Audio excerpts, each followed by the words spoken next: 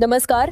मराठा आरक्षण आंदोलनाचे प्रमुख नेते मनोज जरांगे पाटील यांना सोशल मीडियावरून थेट धमकी देण्यात आल्याची मोठी बातमी समोर आली आहे। धनंजय मुंडेंच्या केसालाही धक्का लागला तर कार्यक्रम खल्लास असा मजकूर असलेली पोस्ट व्हायरल झाल्याने राजकीय वर्तुळात खळबळ उडाली आहे। ही पोस्ट नेमकी कोणी केली, का केली आणि यामुळे पुन्हा एकदा राज्यात तणाव वाढणार का?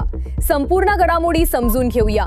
पुढे जाण्याआधी एक विनंती करेन, तुम्हाला आमचे व्हिडिओ आवडत असतील पण अजून तुम्ही चॅनलला सबस्क्राइब केला नसेल तर चॅनलला लगेच सबस्क्राइब करून घ्या। याने आम्हाला अजून असे व्हिडिओ बनवण्याची एनर्जी मिळते। मराठा आरक्षणासाठी गेल्या काही महिन्यांपासून राज्यात मोठं आंदोलन सुरू होतं। या आंदोलनाचं नेतृत्व मनोज जरांगे पाटील यांनी केलं। त्यांनी अनेक वेळा उपोषण केलं, सरकारवर दबाव आणला आणि मराठा समाजाला आरक्षण मिळावं यासाठी सातत्याने भूमिका मांडली।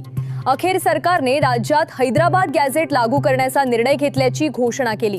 मात्र या निर्णयानंतर राज्यात मराठा आणि ओबीसी समाजामध्ये नव्या वादाला सुरुवात झाली। अनेक ओबीसी नेत्यांनी सरकारच्या या भूमिकेला विरोध दर्शवला।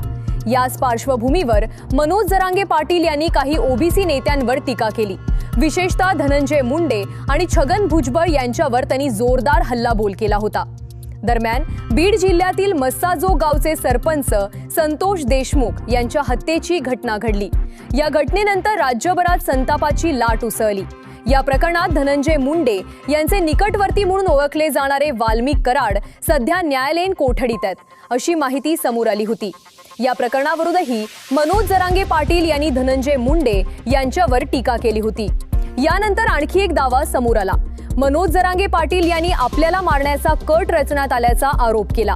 या प्रकरणात अमोल खुडे या तरुणाला संशयित आरोपी म्हणून अटक करण्यात आली होती।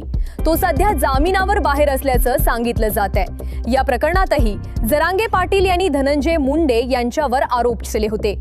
या सर्व पार्श्वभूमीवर आता एक नवीन वाद निर्माण झालाय।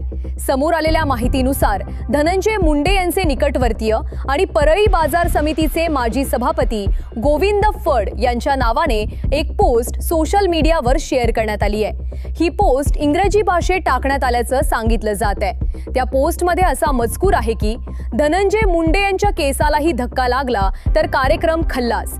जरांगे सुरेश धस भंडारा लावून बोलतोय।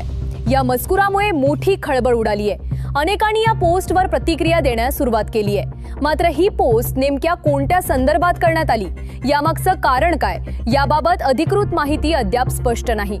संबंधित व्यक्तीकडूनही अधिकृत भूमिका समोर आलेली नाही। सध्या ही पोस्ट मोठ्या प्रमाणावर व्हायरल होत असून राजकीय वातावरण पुन्हा तापण्याची शक्यता व्यक्त केली जात आहे।